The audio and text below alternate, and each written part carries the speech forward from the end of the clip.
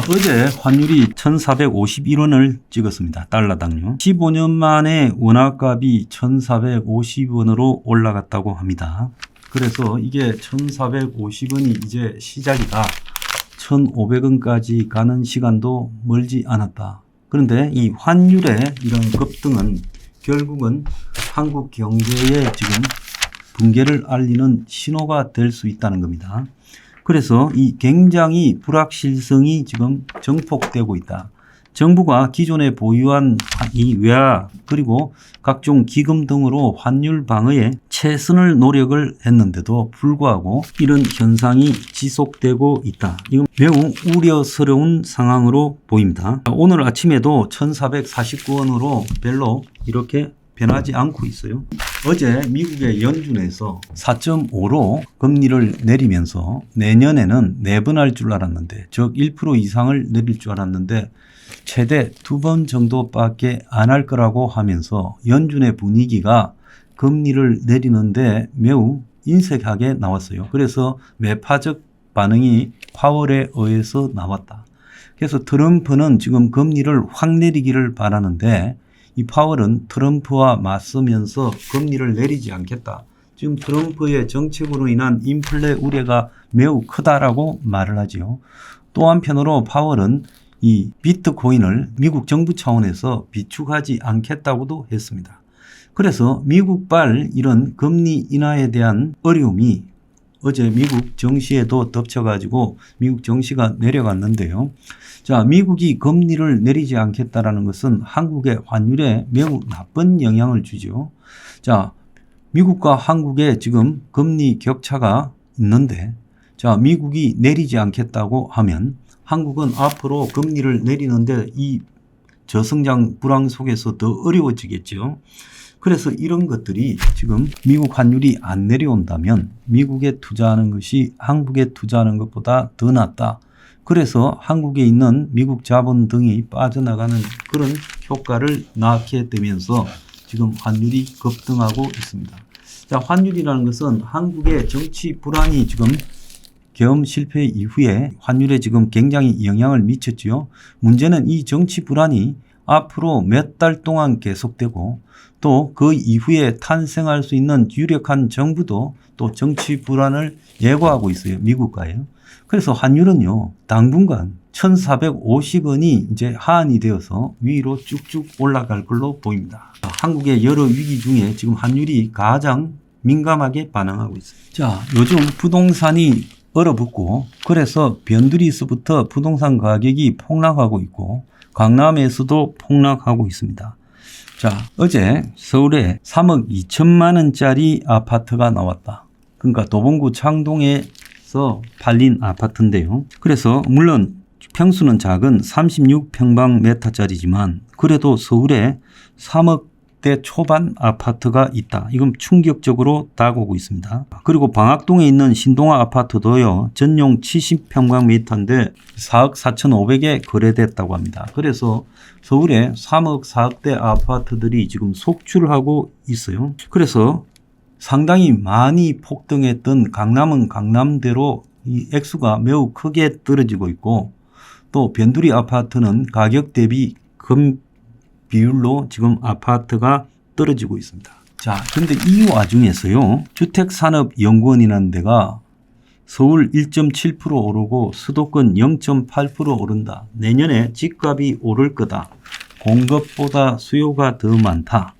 양극화가 더 심화될 전망이다. 대출 규제 완화해달라고 헛소리를 했습니다.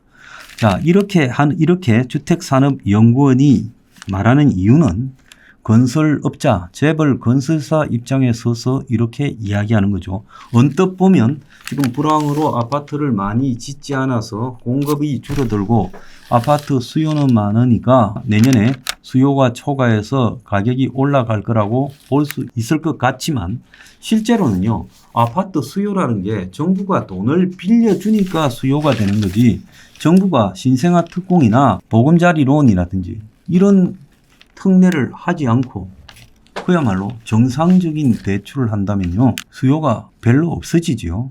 그리고 이 불안과 경제적 위기 그리고 경제 불확실성 속에서 지금 집 살 사람이 누가 있겠습니까? 그리고 하나 더 물어봅시다.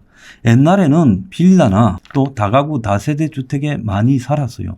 그런데요, 정부가 돈을 빌려준다니까 그 사람들이 다 싼 이자를 빌려가지고 아파트를 사는데 뛰어들었지만 정부가 이제 주택시장에 저리로 수십조씩을 공급하지 않으면 결국은 이 주택 수요는요 다시 빌라나 다세대 다가구에 갈 수밖에 없어요. 그렇기 때문에 내년에 아파트 신축 공급이 부족해서 아파트 값이 오른다?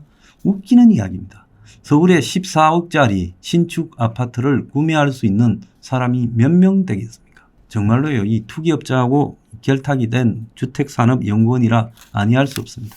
자, 트럼프가 얄미운 캐나다를 51개 주로 포함시키겠다 이런 말들을 너무 자주 하면서 캐나다가 지금 혼비백산을 하고 있습니다. 그래서 이 캐나다 트리도 총리가 트럼프를 달래려고 급히 와서 만찬까지 하고 갔는데 그때도 51개 주 발언을 했죠. 그래서 계속 이렇게 말을 하는 것은 트럼프가 캐나다를 경제적으로 거의 봉쇄시키겠다라는 협박을 하는 걸로 해석이 되고 있어요.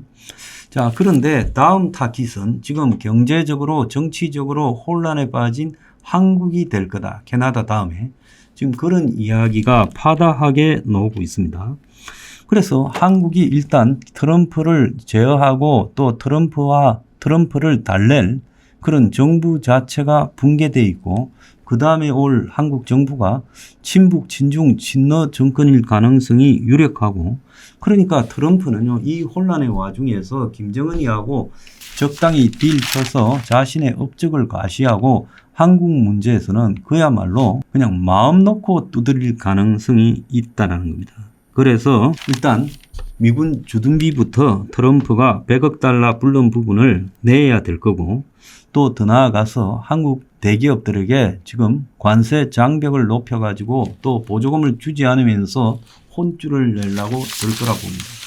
그래서 그러지 않아도 트럼프가 한국에 대해서 뭔가 나쁘게 꽂혀가지고 지금 주변국 대사 중에서 한국 주변국 미 대사 중에서 한국만 유일하게 지금 대사를 임명하지 않고 있어요. 지난 1기 때도 그 짓을 했지요. 그래서 트럼프가 이 상황을 오래 끌고 가면서 한국을 아예 배제시키면서 본보기 국가로 만들 가능성이 매우 높아지고 있답니다. 자, 작년 한 해에 91만 명의 자영업자가 문을 닫아버렸다는 겁니다. 어마어마한 숫자지요. 올해는 아마 이것보다도 더 많은 자영업자가 문을 닫고 있을 겁니다. 작년보다 올해 상황이 훨씬 안 좋으니까 내년에는 아마 더 많을 거예요. 그래서 자영업자가 한때 40% 가까이 갔는데 지금 자영업자 비율이 20%도 못 되고 19.8%라고 하고 있습니다. 전체 취업자 대비 자영업자가요, 지금 19.8%다. 아마 올해 내년이 지나고 나면 자영업자 비율이요 15%에 육박할 가능성도 있습니다. 지금 서울 지역의 외식업 폐업률이요 코로나 이후에 잠깐 나아지다가 다시 엄청나게 폐업을 하고 있습니다. 그래서 지금 폐업 처리 업자 창고에는 주인이 잃은 카드 단말기가 수북하게 쌓였고 폐업 처리장에 와서 개업하겠다고 중고로 물건을 사가는 사람은 없고 수거되는 것만 쌓이고 있다는 겁니다. 그래서 폐업 처리 창고에서 그야말로 보관 불가라서 100개 묶음으로 카드 단말기도 고물상행으로 가고 있다고 합니다. 100묶음이 2, 3만 원. 참 기가 찬 상황이에요. 그래서 코로나 끝나면 나아질 거라고 생각했는데 코로나 끝나니까 코로나 때보다 더한 지금 불황이 계속되면서 지금 코로나 전 기간보다도 매출이 더 떨어져 있다라고 이야기를 하고 있습니다. 그래서 작년에 1년 동안에 지금 자영업자 연체도 1.8%가 뛰었다고 합니다.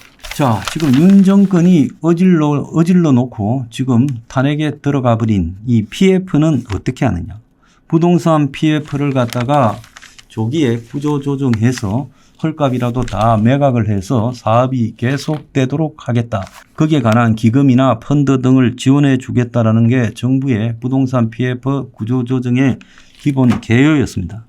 그런데 지금 1차 평가에서 21조를 가지고 했는데 그것도 극소수만 진행되고 나머지는 멈춰서 있는데 지금 2차 평가가 1차 대비해서 2조나 늘어난 23조가 됐어요. 이걸 이제 처분해 가야 되는데 현재의 이런 불안과 정치적, 경제적 불확실성 속에서 누가 사업을 하겠느냐.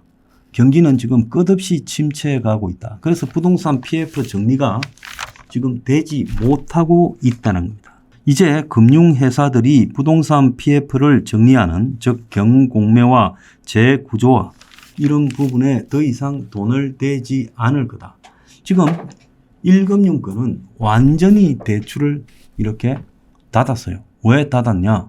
지금 이 경제적으로 경제위기, 정치위기, 사상 최악의 불확실성이 동시에 겹치고 트럼프갈 위기까지 겹치고 있는데 이런 위기 상황에서 대출을 한다는 것은 그 돈 떼이는 거다. 지금 이렇게 생각하고 있어요. 그래서 지금 정부가 멈춰서 있고 겨우 그냥 하던 일만 굴러가는 상황인데 지금 정부가 돈을 다시 풀어가지고 부동산 PF를 경공매 재구조화하도록 할 능력은 없지 않습니까? 그래서 묶여있는 부동산들이 결국 터지고 말 거다. 아무도 부동산 PF가 어떻게 돼가나 관심을 가지지 않는데 지금 어마어마한 것이 터질 것이다. 저는 그렇게 보고 있습니다.